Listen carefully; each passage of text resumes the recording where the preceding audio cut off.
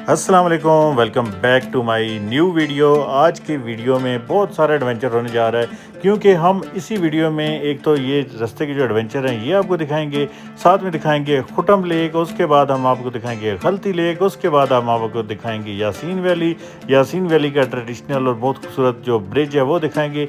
तो बने रहिए हमारे साथ। बाकी ये थी जी फंडर की खूबसूरती। जब हम बाहर में जाएंगे तो उस टाइम भी हम ये जो चीज़ें हैं ये उस टाइम जब आपको दिखाएंगे तो आपकी डेफिनेटली आंखें खुली की खुली रह जाएंगी। लेकिन अब हम क्योंकि सीज़न के बिल्कुल स्टार्ट पे गए थे तो उस टाइम ग्रीनरी बहुत कम थी। तो अभी हम अपना जो सफ़र है वो स्टार्ट करते हैं। और यहाँ पे बच्चा बच्चा आपको जब सलाम करता है तो यकीन करें कि यहाँ पे आपके सफ़र का जो मज़ा है वो दोबाला हो जाता है। तो स्टार्ट करते हैं अपना सफ़र।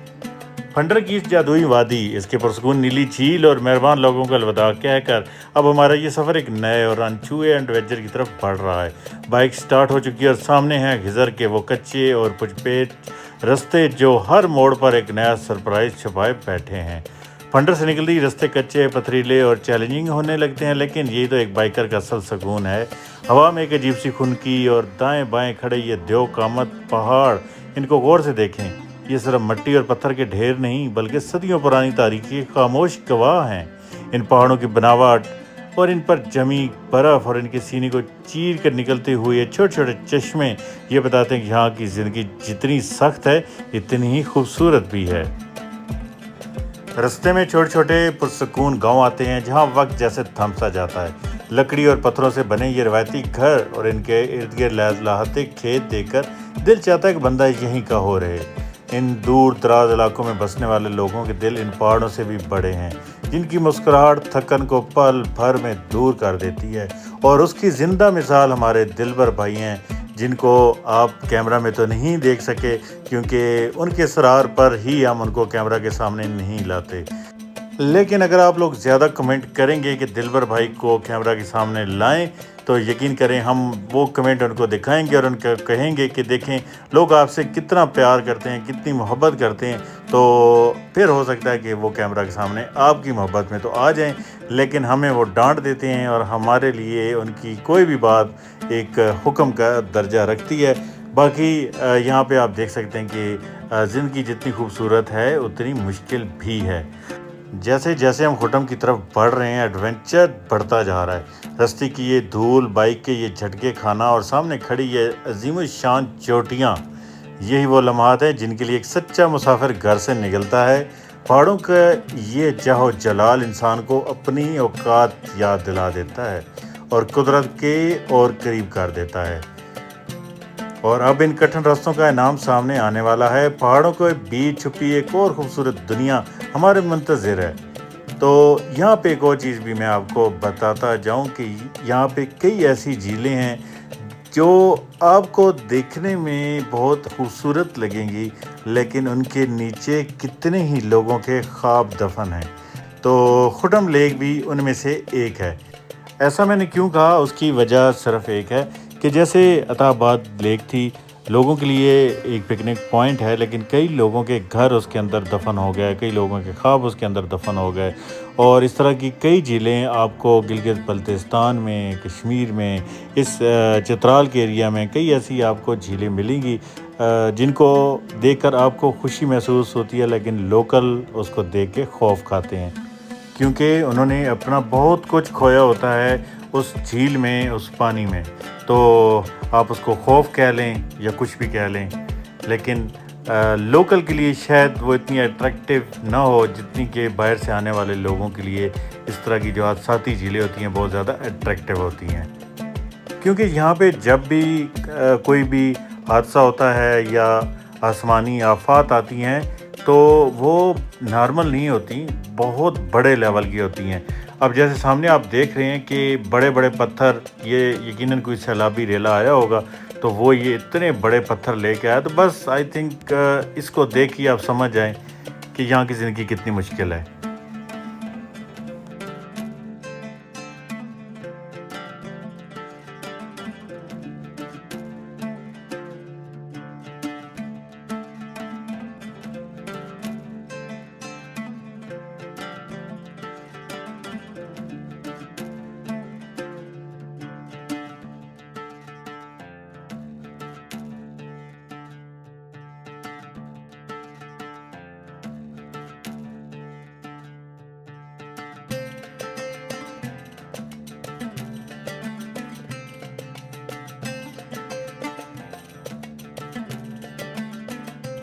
यहाँ पे कुछ जगह पर आपको पहाड़ जो हैं वो टूटे हुए और बड़े बड़े पत्थर बिखरे हुए नज़र आएंगे। उसकी वजह ये है कि यहाँ पे जो शंदूर एक्सप्रेस हाईवे बन रहा है, तो उसकी वजह से काफ़ी लोगों की मुश्किलात आसान हो जाएंगी। लेकिन अभी जो लोग हैं उनको थोड़ी सी मुश्किलात का सामना ज़रूर है, चाहे वो टूरिस्ट हों या चाहे वो लोकल्स हों। लोकल ज़्यादा परेशानी का सामना उठाते हैं, टूरिस्ट ने तो कभी कभी जाना होता है।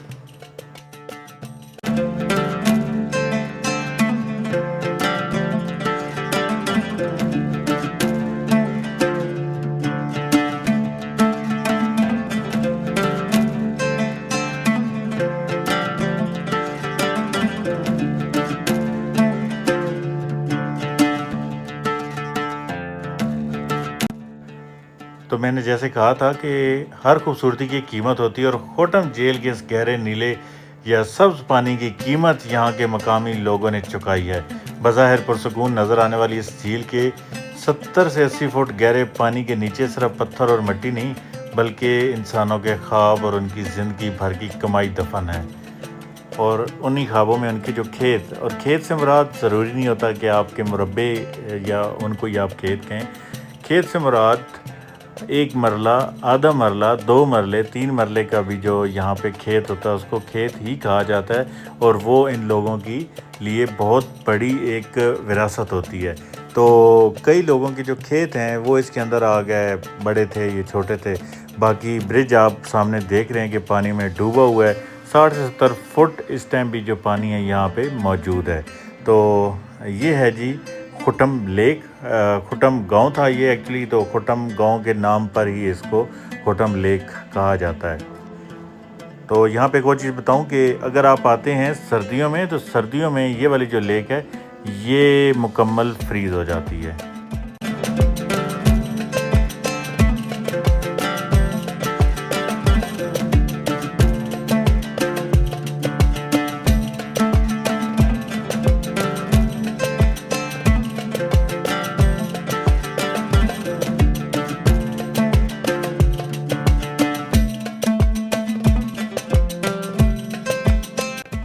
आज जब हम यहाँ खड़े होकर इस झील की खूबसूरती की तारीफ़ करते हैं, तो दिल के किसी कोने में एक हूक सी उठती है।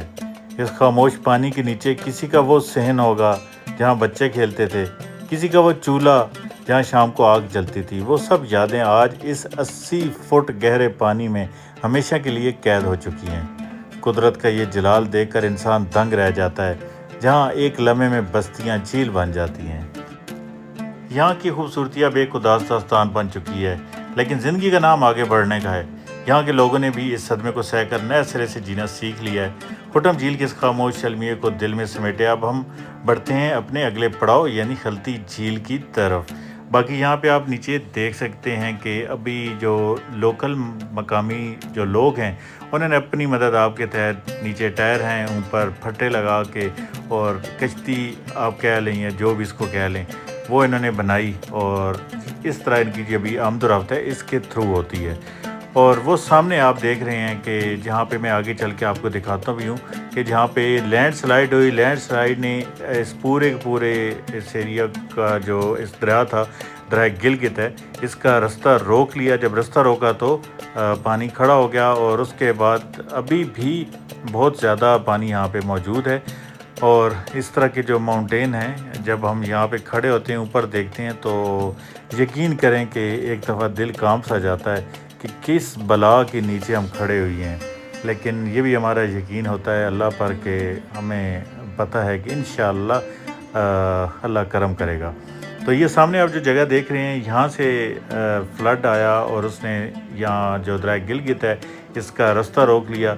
यहाँ पे फ्लड या कोई भी आफात जब भी आती हैं तो वो बहुत ही खौफनाक और हौलनाक होती हैं। आगे मैं खिज़र में चल के भी वो जगह आपको दिखाऊंगा जो जहाँ पे पत्थरों का जो सैलाब एक आया था, और पूरे के पूरे जो उसमें कई गांव थे वो उजड़ गए। तो वो जगह भी मैं आपको यकीनन दिखाऊंगा।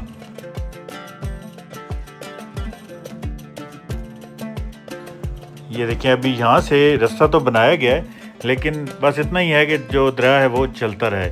लेकिन इसकी जो पहले हाइट थी वो भी आप देख सकते हैं कि ये तो मशीनें लगा कर रास्ता जो बना दिया गया, और रोड कहाँ पे होगी उस टाइम किसी को कोई पता नहीं है। तो नए रोड बने, नई सारी चीज़ें बनी। तो अभी हम चलते हैं इस खूबसूरत झील को अलविदा करते हैं, और ये जो अभी मनाज़र आपने देखे जिसकी वजह से ये सारा जो चीज़ें थी वो वजूद में आई, तो अभी हम इनको करते हैं खैर आबाद। और फिर अभी आगे जो हमारा सफ़र है वो होगा खलती लेक का। खलती लेक जो है वो एक कुदरती झील है, खूबसूरत झील है, उसको ज़रूर देखिएगा। उसके ड्रोन शॉट्स बहुत ही कमाल के होंगे, तो वो आपने मिस बिल्कुल भी नहीं करने। और वीडियो स्किप मत किया करें, क्योंकि वीडियो स्किप करते हैं तो बहुत प्यारे प्यारे मनाज़र जो हैं वो आप छोड़ देते हैं।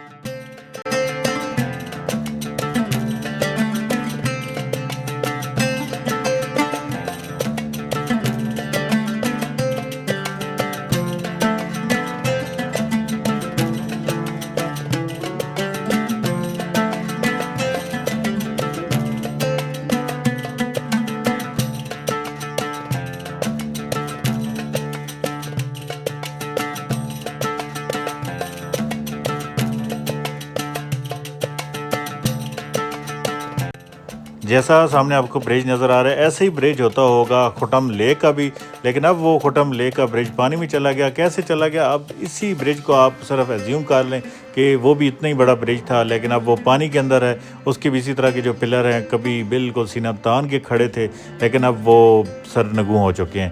तो इसी तरह के जो ब्रिज होते हैं कई बार बिल्कुल सामने होते हैं, लेकिन शायद अगली दफ़ा आप जब जाते हैं तो वो पानी में मौजूद होते हैं या उनका वजूद ही मिट चुका होता है।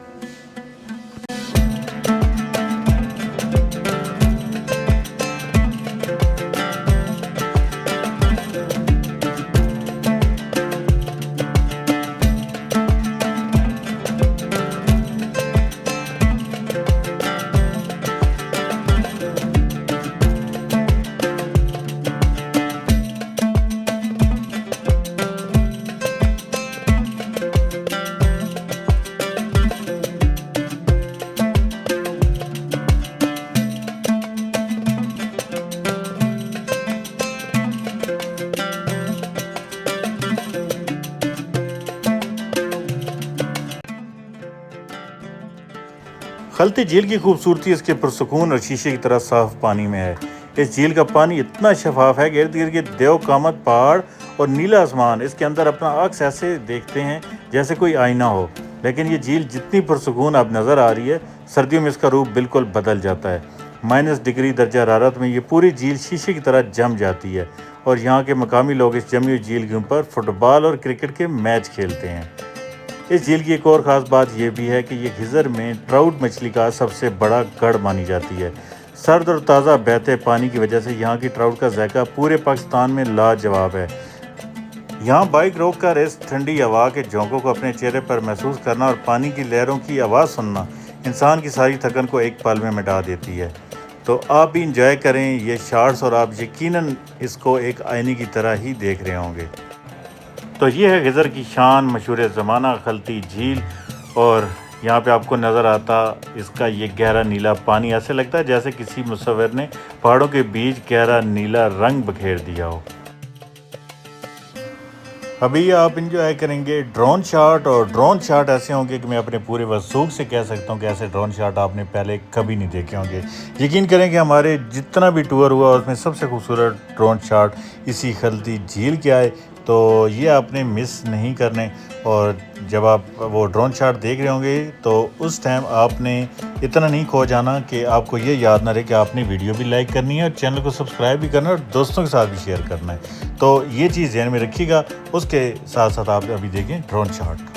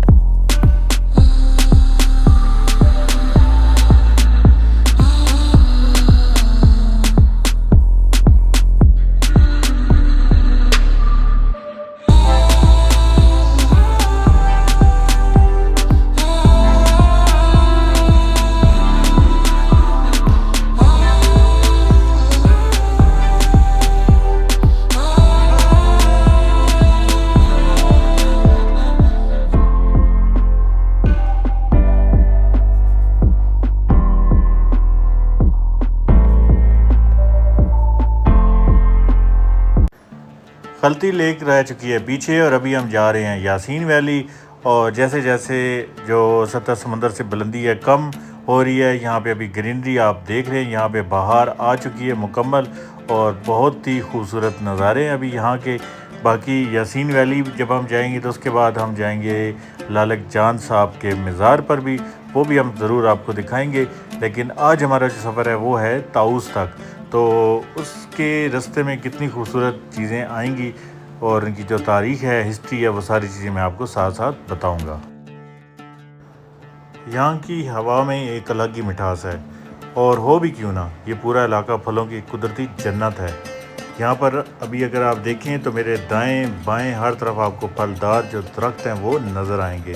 और ये जो बाहर का वक्त होता है इसमें वो बहुत ही खूबसूरत किस्म के जो फूल हैं वो खिलते हैं और उसके बाद जो फल आना शुरू हो जाते हैं। तो अभी तो फूल हैं इन दरख्तों के ऊपर, लेकिन जब हमारा नेक्स्ट विज़िट होगा तो यहाँ पर फल से लदे हुए दरख्त हमको नज़र आएंगे। और सिर्फ यही नहीं, यहाँ अखरोट की वो अजीम शान और सदियों पुराने दरख्त भी मौजूद हैं जिनका साया तपती धूप में मुसाफिर को माँ की गोद जैसा सुकून देता है। इन दरख्तों पर लगे हुए अखरोट यहाँ के मकामी लोगों की ज़िंदगी और इनकी माशियत का एक बड़ा ज़रिया है। कुदरत ने इस वादी को हुस्न के साथ साथ इन नेमतों से भी माला माल किया है कि इंसान देखकर दंग रह जाए। मोटर बाइक पर ऐसे नखलिस्तानों और बागात के बीच से गुजरने का अपना ही एक अलग मज़ा है।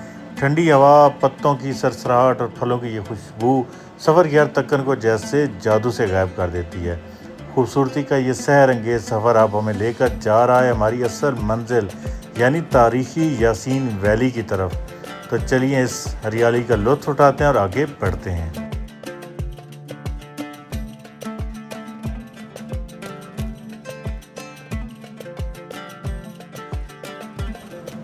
और बिल आखिर बागात के खूबसूरत रस्तों को पार करते हुए हम पहुंच चुके हैं तारीखी वादी यासीन के दाने पर। सामने देखिए खूबसूरत सस्पेंशन ब्रिज, यासीन वैली का वो दरवाज़ा जो आपको एक अलग ही दुनिया में ले जाता है।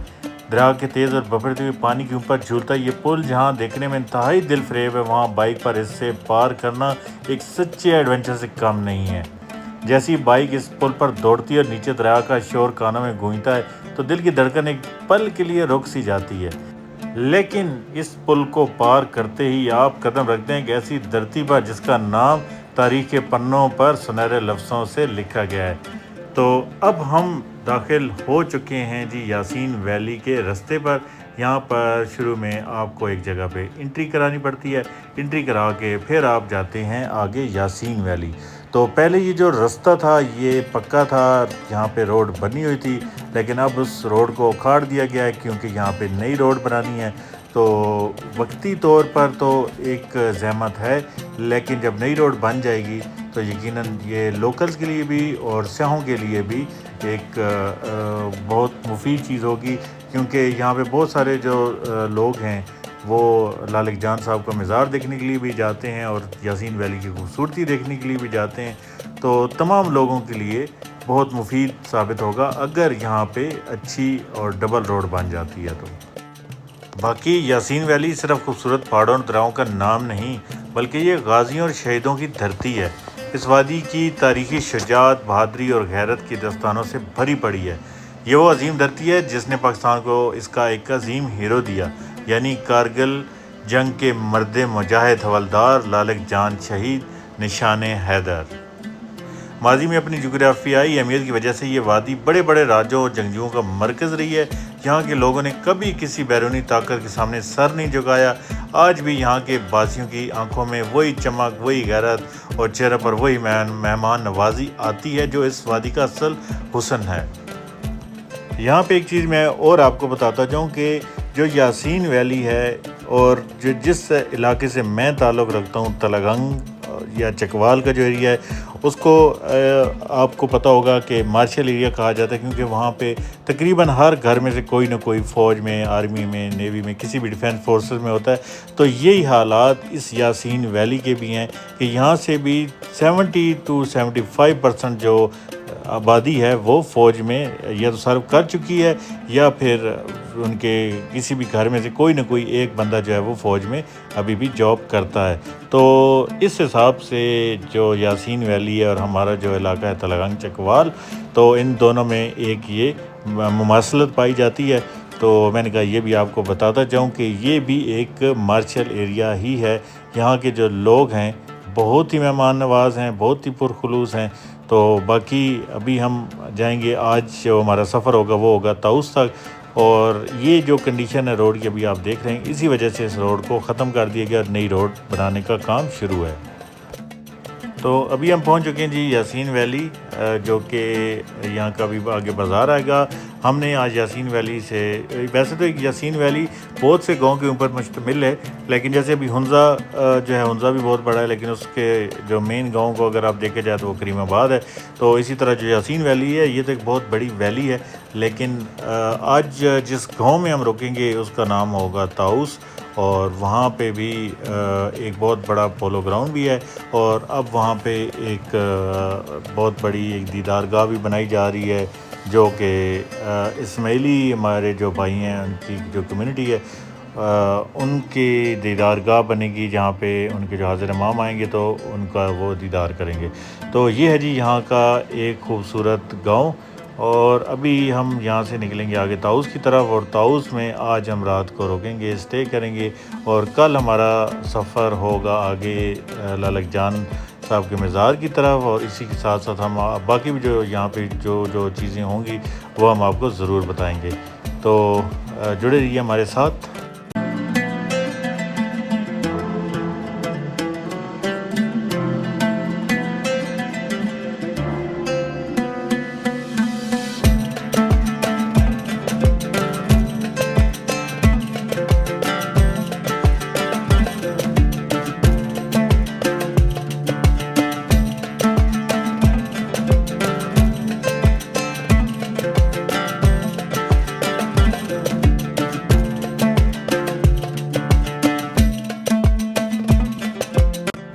यहाँ पर भी अगर आप देखें तो मुकम्मल बहार यहाँ पर नहीं आई, क्योंकि ये कुछ हाइट पर है। तो यहाँ पर भी तकरीबन अगर आप जून या जुलाई में आते हैं तो लश ग्रीन किस्म की ये वैली आपको देखने को मिलेगी। बहुत ही खूबसूरत नज़ारे होंगे उस टाइम। ये जो भी आपको येलो येलो दरख्त नज़र आ रहे हैं उस टाइम यहाँ पे बिल्कुल ग्रीन आपको जो दरख्त हैं वो नज़र आएंगे। और इसी तरह जो फल हैं हर तरह के वो आपको यहाँ पे मिलेंगे। तो अभी हम ये जो ब्रिज है ये ब्रिज क्रॉस करेंगे तो उसके बाद फिर इसी तरह के जो जंगल या जो बागात हैं वो दोबारा स्टार्ट हो जाएंगे। तो अभी हम बस पहुंच चुके हैं जी ताउस के पास, और ताउस में आज करेंगे हम क़याम, क्योंकि आज हमने बहुत मज़े का एडवेंचर किया। आपको खलती लेक भी दिखाई, आपको कुटम लेक भी जो है वो भी दिखाई, और बाकी जो रास्ते के नज़ारे वो तो यकीनन आपने देखे ही। तो अभी हम पहुंच चुके हैं जी ताउस, और यहाँ पे आज हमने करना है क़याम। तो मुझे दीजिए इजाज़त, अगली वीडियो में मुलाकात होगी लालक जान साहब के मज़ार के लिए। तो वो वीडियो ज़रूर देखिएगा। और ये हमारे लेफ़्ट साइड पे थी वो दीदारगाह, और अभी हम पहुँच चुके हैं होटल के पास। तो मिलते हैं जी सुबह एक नई वीडियो में नए सफ़र पर। तब तक अपना ढेर सारा ख्याल रखिएगा। अल्लाह हाफिज़।